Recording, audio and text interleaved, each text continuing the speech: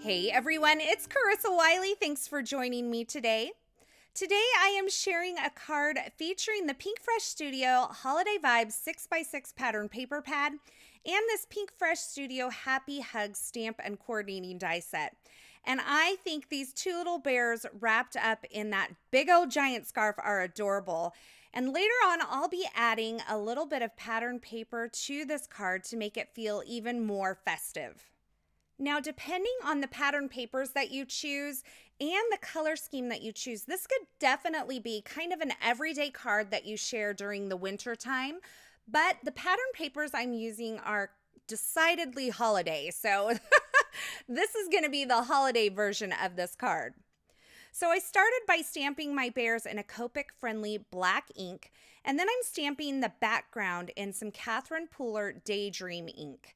Now you can die cut these bears completely and inset them onto the background, but what I'm going to do is take the coordinating die and I'm lining it up around those bears, and I'm going to do a little partial die cutting. So I'm only going to cut the portion that is going to be sandwiched within my die cutting plate. So you can see I kind of secured it to my plate so it wouldn't move around, and only the part that's below those plates is going to cut. So you're going to see as I pull this off after I run it through my die cut machine, only that lower portion around the scarf is what was die cut. So the bears are still intact on that background.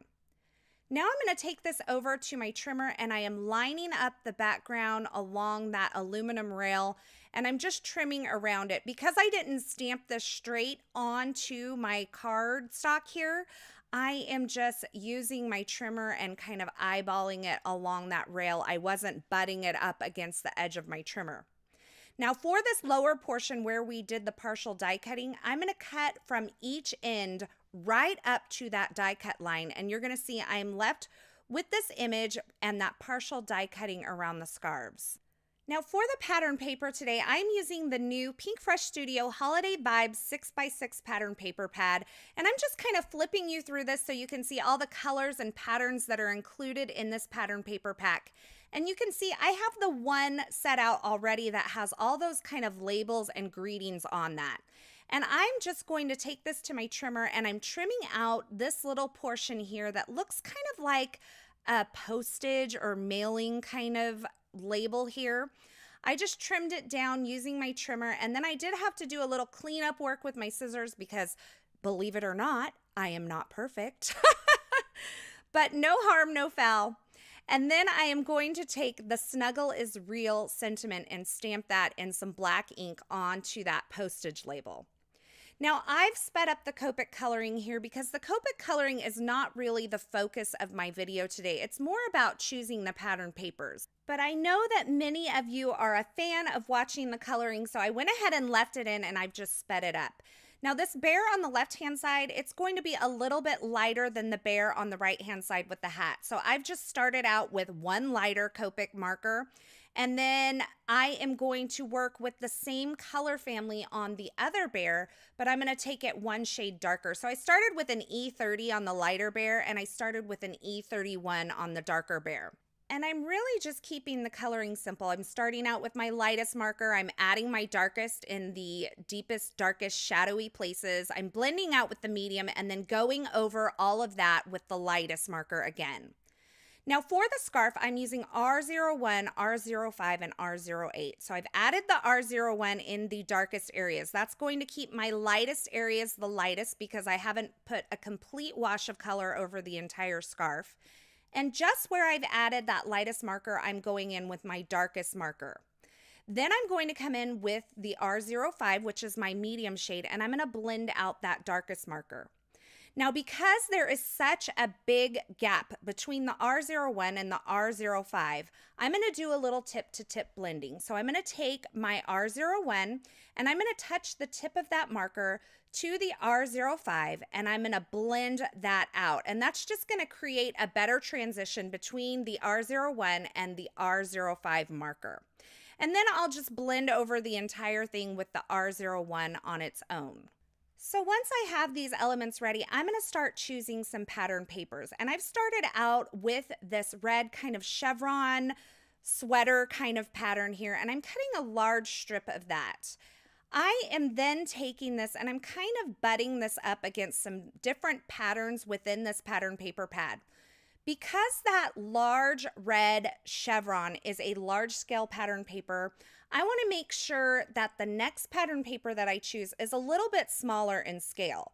So when you're looking at choosing your pattern papers, you kind of want to mix up the scale as well as the patterns. So these two pattern papers are different in scale. One's a large scale and one's a medium to small scale.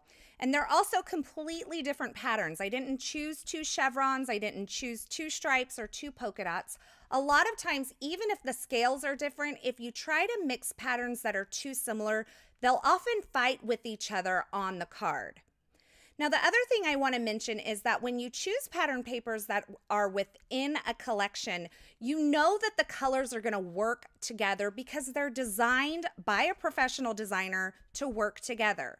So I have a lot of red in that chevron, but it's also picked up in that smaller scale pattern paper that I use that has the candy canes and the greenery and all of that.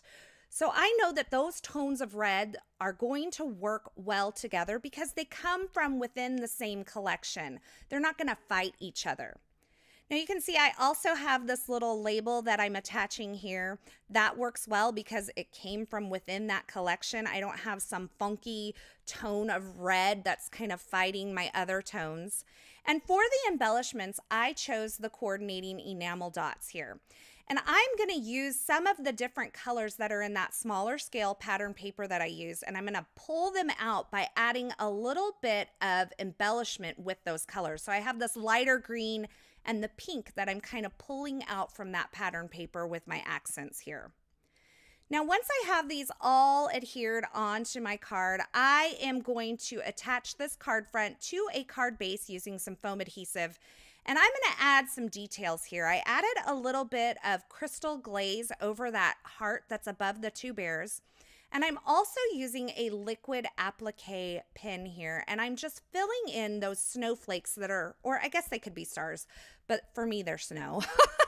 And I'm filling those in. And then I allowed that to dry for several hours. And I'm taking my heat tool and I'm adding it in small bursts.